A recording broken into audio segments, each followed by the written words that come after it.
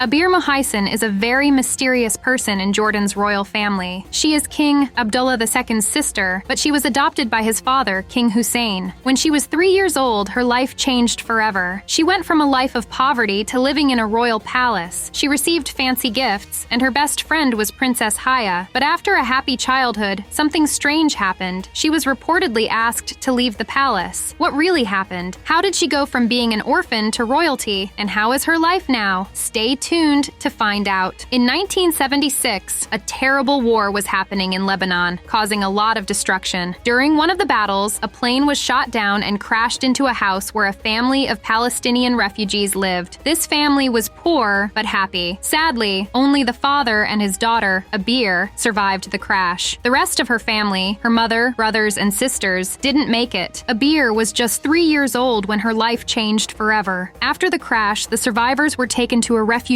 camp near Amman, the capital of Jordan. From there, the injured, including little Abir, were sent to King Hussein Medical Center for treatment. Around the same time, Queen Aliyah al-Hussein, the wife of the Jordanian king, was at the medical center to get a painful wisdom tooth removed. While she was there, the doctors told her about a special little girl who had lost her mom and all her siblings in a tragic accident. Abir spent 4 hours trapped under the rubble of her home, surrounded by her dead family members. When she was finally rescued and brought to the hospital, she was covered in sand and dust, and her body was weak and hurt. The stress she went through made her very sick, and on top of her injuries, she got diseases like measles and pneumonia. Queen Aliyah, the wife of the Jordanian king, felt very sorry for the little girl. She ensured Abir got the best care and took charge of her treatment. The queen also met with Abir's very sad father. He told the queen he had no choice but to send his daughter to an orphanage. He had lost everything, his home, money, and family, and couldn't take care of Abir by himself. Hearing this, Queen Aliyah made a big decision. She decided to take Abir into her own family and raise her as her child. Abir's father was so thankful that he cried on the queen's shoulder for 2 hours. Abir's father cried both because he was sad to say goodbye to his daughter and happy that she would not end up in an orphanage but would live in a palace. Queen Aliyah was the third wife of King Hussein of Jordan. She and the king had no children then, so her decision to adopt Abir was even more special. This story is even more interesting because when Queen Aliyah adopted Abir, she was already pregnant with Princess Haya, who would later become Abir's best friend. Although Abir and Haya were not sisters by blood, they became sisters in spirit and shared a strong bond. When King Hussein returned from a business trip to London, he was in for a big surprise. He knew his wife was expecting a baby, but he didn't expect to meet a 3-year-old daughter when he got home. Queen Aliyah greeted him at the airport with Abir by her side. The king was happy with his wife's decision to adopt Abir. He immediately fell in love with the little girl and promised that no one would ever hurt her physically or emotionally again. King Hussein kept his promise to Abir and made sure she was treated just like his 12 other children. She played sports, learned foreign languages, and received an excellent education at home. Her first year with the royal family was especially happy, but then something very sad happened to her again. In February 1977, Queen Aliyah, Abir's adoptive mother, died in a tragic accident. The queen was flying back to Amman from a refugee hospital when her helicopter crashed, and sadly, no one survived. It meant that Abir lost her mother for the second time in her life. During this difficult time, Abir and Princess Haya became very close. Princess Haya, 3 years younger than Abir, found great comfort in her. They became like true sisters, even though they weren't blood related. The two girls often cried together, remembering their beloved mother. Even though Abir endured so much sadness, she found strength and love in her new family. The bond she formed with Princess Haya helped them heal from the pain of losing Queen Aliyah. Abir and Princess Haya had a special bond, and Abir would often say, "Mom is watching over me, and I have to watch over you just like she watches over me. I will always do that." Their friendship and sisterly love lasted their whole lives. Abir lived in the royal palace until she was about 16 or 17. It's unclear if she was ever officially given the title of princess or if being a foster child kept her from having that status. However, Queen Noor did refer to her as a princess, so some people believe she was offered the title. But becoming a princess would have meant following strict royal rules. For example, she might not have been allowed to marry someone of her own choice, as princesses often have to marry into other royal families. Abir likely didn't want these limitations and chose to live on her terms. In the late 1980s, Abir moved to the United States to study as a regular person, not as a royal family member. This choice showed her desire to create her path and build a life that she could control, free from the expectations of royalty. In her passport, Abir's name was written as Abir Muhaisin, not Abir al-Hussein. This might mean that she chose to keep her original name. Some people who write about the Jordanian royal family say that it's good to take care of orphans in Islam, but they don't usually give them the new family's last name. This helps people remember their real family and find blood relatives later in life. So, Abir's third chapter of life began in America. She wasn't officially a princess, but she was still special. She attended the American University in Washington, earning a bachelor's degree. Then, in the early 1990s, she graduated from the Medical University of Virginia. She studied sports management there and, according to some reports, still works in that field today. In 2006, Abir married an NBA professional basketball player. Her life took her on a journey far away from where she started, but she always carried her past, remembering where she came from and making choices about her future. Abir Muhaisin, who just turned 50 this year, spends much time helping orphans who aren't as lucky as she was. Both her birth father and her adoptive father, King Hussein, passed away a long time ago. Even though Abir moved to the United States, she has kept a close relationship with her royal family in Jordan. She attended nearly all the weddings of her half-brothers and sisters, and was even at the wedding anniversary of King Abdullah II and Queen Rania. However, Abir stays out of the spotlight and is not seen in any photos from these family events. She chose a life without royal duties, which allowed her to live freely in the United States and marry for love. Abir values her privacy and avoids public attention to keep her life peaceful and secure. By choosing a quiet, private life instead of the title of princess, Abir made the best decision for her. She continues living away from the public eye, helping others, and enjoying the freedom to choose. What do you think about Abir Muhaisin's amazing journey? Would you have chosen a quiet life like she did, or would you have wanted to be a princess? We'd love to hear your thoughts in the comments below. If you enjoyed this story, subscribe to our channel, Royal Reveal, so you don't miss out on more incredible stories like this one. Thanks for watching, and we'll see you next time.